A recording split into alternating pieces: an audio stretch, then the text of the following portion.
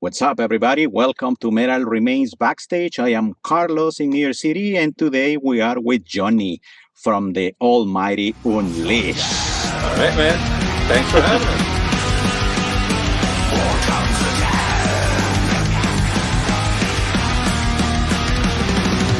Nice to meet you. Thank you for making time for us. How is your day going so far, Johnny? Oh, great, man. We it's been if you're a Swedish citizen, then you're not really used to having a decent type weather at the summer because it should rain or maybe even snow, but it doesn't. So I'm pretty fucking happy today. It's been good. It's been good. Last couple of days, it's been like, well, am I actually in Sweden? Yeah, I think I am. They speak Swedish around here, so maybe. Sometimes you get lucky. Nice. That's great to hear. We would like to start the conversation by asking, what have you been listening to lately besides your own music? Oh, a lot, like all time. I would say the new Grand Magus album is always on my turntable. It's an amazing album. I really got dug into some of the Eclipse stuff because I really like the band, and I also listened to some of the old records from Motorhead, which I just haven't given too much time. It's been when I was in my car like the past couple of days, I've been like listening to some of the stuff that I haven't really, for some reason didn't pay attention to. So that's fun too. That's cool too. Right. And also, I listened to the what is it? My son forced me to listen to the new Ailstorm album, of course. Okay. Well, they're always a good bunch, man. So yeah. That's great. That's great. The old and the new is great to have. A combination of both. Awesome. Yeah, for sure. Thank you so much. Let me tell you a little story. Back when I was a teenager living in my country, El Salvador, and thanks to the tape trading in the early 90s, that's how I discovered your band, Unleashed. Wow. I got a copy on cassette of your debut album, We're Not Like 12s, and that was love at first listen. To this date, I still remember what I felt when I first listened to the galloping track Before the Creation of Time. I got shivers telling you this. Wow, that's cool. Now, amazing. Now, 30 years later in your career, your upcoming 15th album, Fire Upon Your Lands, will be released on August 15 this year, 2025, through Napalm Records. And it's a relentless flame that doesn't break. How do you still find the energy and inspiration to continue creating new music with the same hype and intensity? Thank you. Yeah, I would say I don't know how not to. The thing is, we've been doing it for such a long time, and it's what we do, really. I mean, that's if you wake up in the morning and you don't feel like creating music and lyrics, then wow, then I probably would just listen to music and lyrics. That's it, because that's like pretty much like you. I've been a metalhead ever since I was, I don't know, maybe 11, 10, 12, something like that. I don't even remember. So it's a long time ago. And like when I got my first metal albums, then I was hooked, man. There was no other way. Right. And then I guess life took me to a place where I was able to make music and lyrics myself. And it probably is the same thing. I mean, if I didn't, I would be at festivals and shows anyway. So it's just a strange combination that actually started making music and lyrics, I guess. Right. I don't know exactly how that started, other than that we wanted to try and be as heavy and brutal as the bands that we listened to, Right. And of course, I felt like I had a story to tell, which I'm doing with Unleashed, of course, and about the Viking tradition and stuff like that. So that helped too, obviously. Yeah. Awesome. That's great to hear. And another remarkable thing in the band's career is the fact that I think for the most part of the journey, the members, the personnel in the band has remained very stable. What can you tell us about that? It's been many I would say, Well, not many. If I could boil it down to, like, let's say 3 points that have been extremely important. The first one, of course, you got to be friends. If you're not friends enough, then things will crash. That's just how it is. Secondly, when we formed the band, we were really, and this is the same now, actually. We were really agreeing on the fact that we need to be sounding and looking like Unleashed. If you want to play another style of music, that's all good, but not in Unleashed.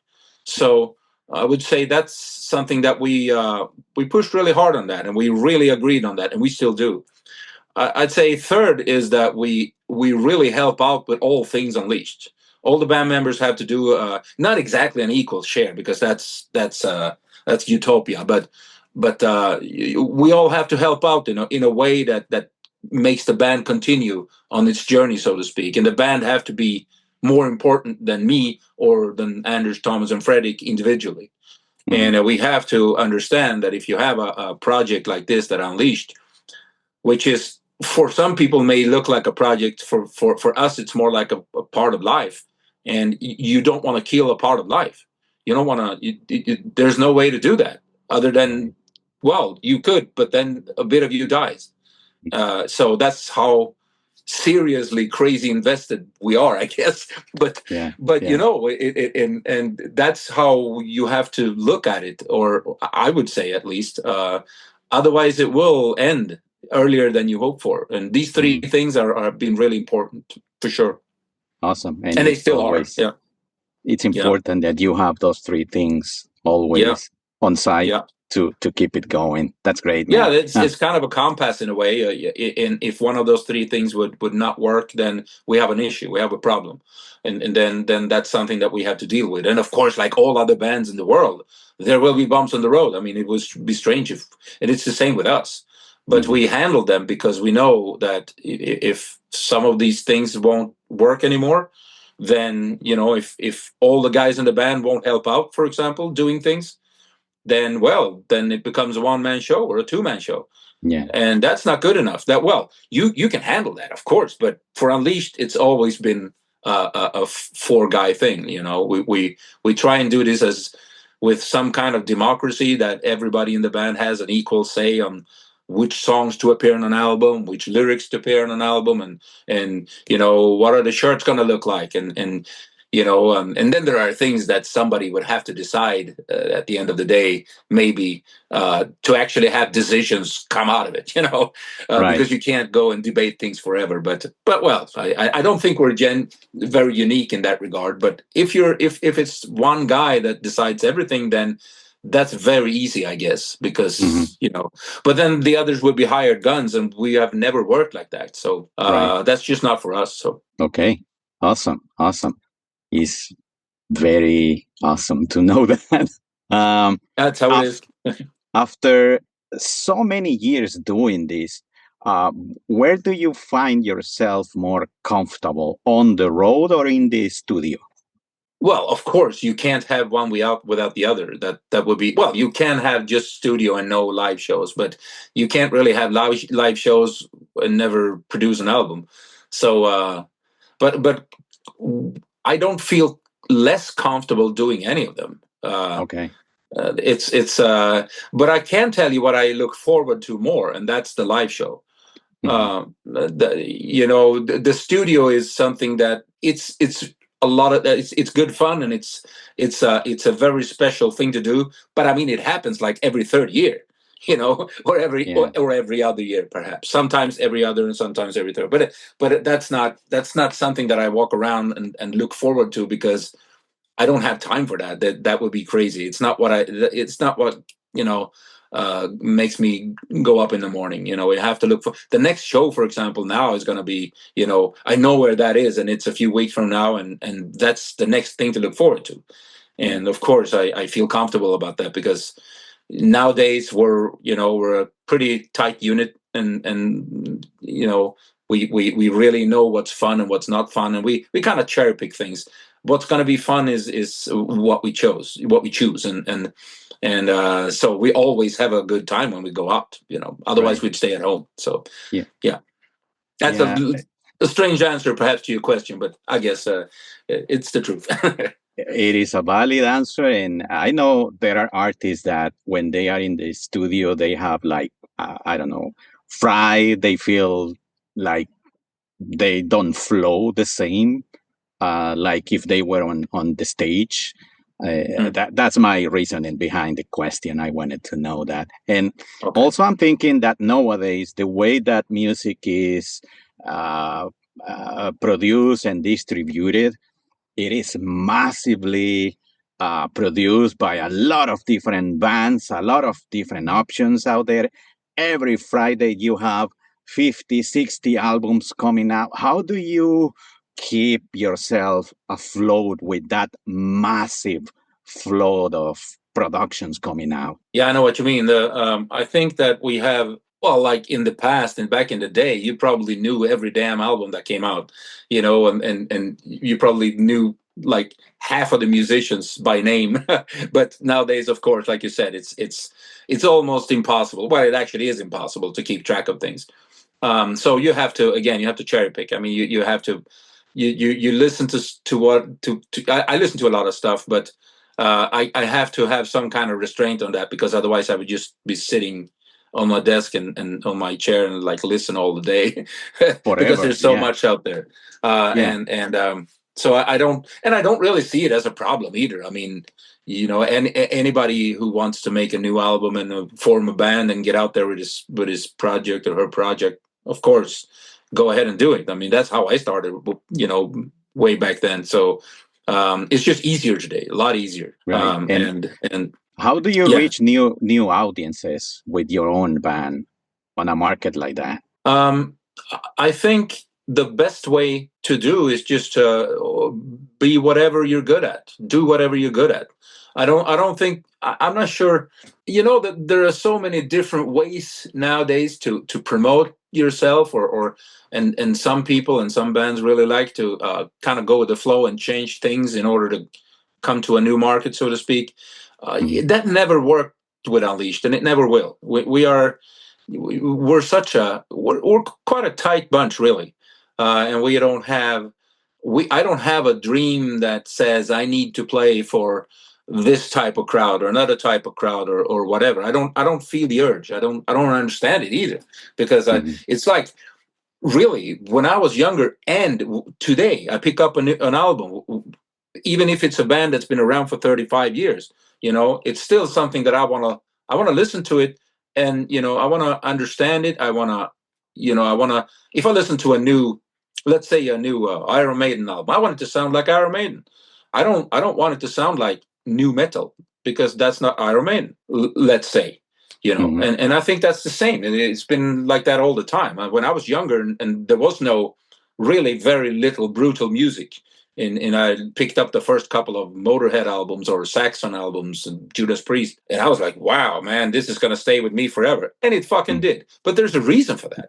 Yeah. And why does it stay today? Because it's not because it's the same, but it's the same quality.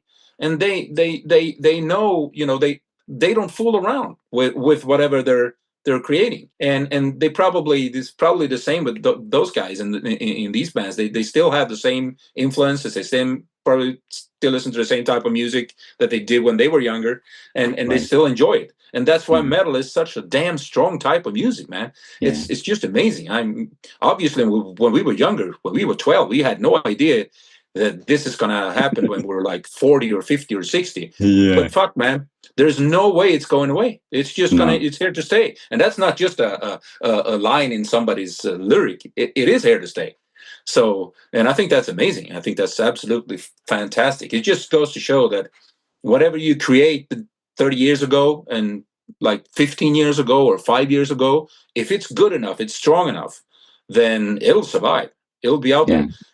If it can give me a new crowd, if it can get me let's say, a younger crowd, fantastic. If it doesn't, well, maybe it doesn't deserve it. So, there are younger bands coming out, like lots of them. Some of them are good, some of them are not good, but that's the same when we were younger too.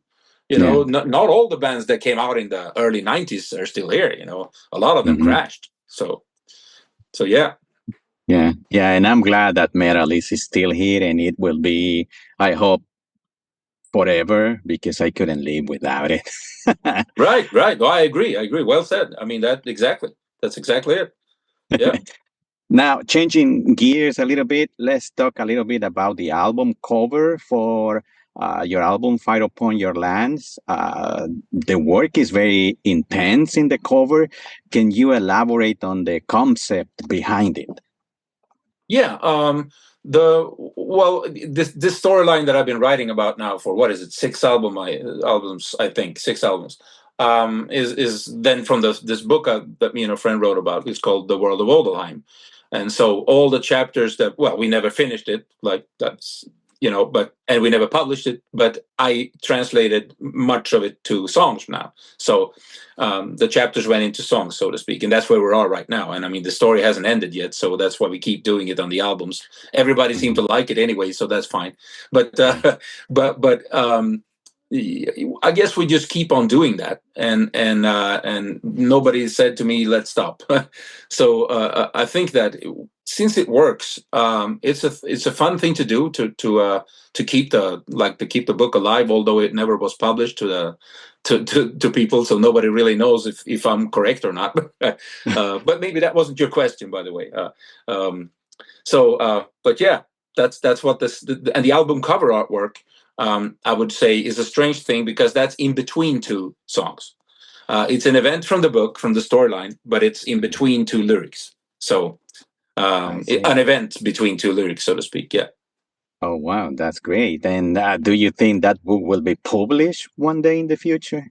Probably not, because we as we realized way back then that it would take too much time for us to complete it, and that's why we agreed that let's because much of it's Unleashed type lyrics anyway. So we said, well, yeah, or my friend also said, you can do whatever you like with the idea anyway, and put that into two songs if you like, and we tried it back then, and then we just kept on going. Okay. But it would probably take 2 years of not doing anything at all other than that to be able to complete it. And life comes in the way. That's just, and it was the same way back then. That's why it was never finished, Yeah, but the idea is already there. I know how it ends, and I know how it starts, and I know a lot in between. And so the work that needed to be done, if so, is to, put everything in there. And I guess we're not that amazing authors when it comes to writing books. I guess it's a different job for sure. It's a different task. Right. But at least we're getting out of it in a different form of art, and we're happy with that. Yeah. Cool. Awesome. Now, most of the artists we have talked to have experienced, let's say, unfavorable conditions when filming videos. And your band has released one video for the single "What Comes Again" for this album. And I was curious to ask how the filming process was for this one. Well, we just said, because the record company wanted to have like 2 or 3 lyric type videos, and they said one like regular video for the opening thing, so to speak, to open up the promotion kind of schedule. And so we said, well, okay, we'll do a live type one, which is really just us playing in a studio. I mean, and we did the same on the previous album, I guess, because that's the first thing that we think about. I mean, we're at the end of the day, Unleashed is live music, and that's what we really want to show. It's also what we're looking forward to, is to go out and play. And so it makes a lot of sense to make a live type video for the first thing that you promote, so to speak. And so that how that happened. Really, it wasn't too much of a planning about it. We just said, okay, we'll do the studio in where Thomas lives, and it's a friend of his, and so that's what we did. Awesome. Yeah, the album is very engaging. It wants you to go out to a show and see the band live. Thank you. That's good to hear. It works out. And Johnny, I would like to wrap up this chat by asking you, what is one of your favorite backstage stories? Oh, oh wow! Yeah. Do you have a couple of hours? No, but really, what should I pick? Well, the most bizarre one that's the closest now is probably like a year, maybe between 1 and 2 years ago. I'm not exactly sure. We were in a backstage room. I remember the entire thing, but I don't exactly remember the city. But what happened was that we were pretty bored because there was too much time before we were actually supposed to even be there. We spent some time there, so we said, well, let's drink a couple of beers. When I mean, everybody does. And then all of a sudden, Fredrik figured out that no, the beer isn't good enough. So we have to go into the fridge and get some more beers. Go into the fridge, really? And he did. And he's a grown man. Well, he's not as big as I am, but you can't go into the fucking fridge. But he could. So he's actually in the fridge, and he closes the door, and it looks like one of those, those like the strange kind of horror movies that from like way back, Yeah. where somebody has killed someone and stuffed them into a fridge or something, or actually a freezer, I would say. But this is actually a fridge, and he couldn't. It doesn't fit. But he did fit anyway. So, and he gets out of there, and then we laughed ourselves to death. And Anders does the same. So he gets in there and fucking looked absolutely crazy, and he couldn't fit either. So it's just it doesn't work, but it still worked, and that's just, we laughed ourselves to death. I didn't try though, because I was, well, maybe I should have, but that would be more than hilarious, because there's no way I could fit in there. But yeah, that's like, I don't know why I don't even know why these things happen. I have no idea, and neither did they. So I guess probably that the storyline for the next video one day. Maybe, yeah. It could have been like what is it? This one that goes on for a Saw, isn't it called Saw? I think. Of the horror type the horror movies. Yeah. This is from, like, if you look at like the cover artwork for one of those shows, that could be that. Because that's how it looked like. Yeah. Fucking, there's no way to tell if he was alive or dead, but it looked fucking fun. Yeah, the things you do when you are bored. Yeah, but I mean, if you were 22 years old, that would be cool, but he's 50, so it made no sense at all. But, well, oh well. Awesome. Thank you for sharing that. And if you like this interview, please like it, share it with your friends, support Unleashed by buying and streaming their music. Go see them live when they come to a city near you. See you next time. But until then, stay metal.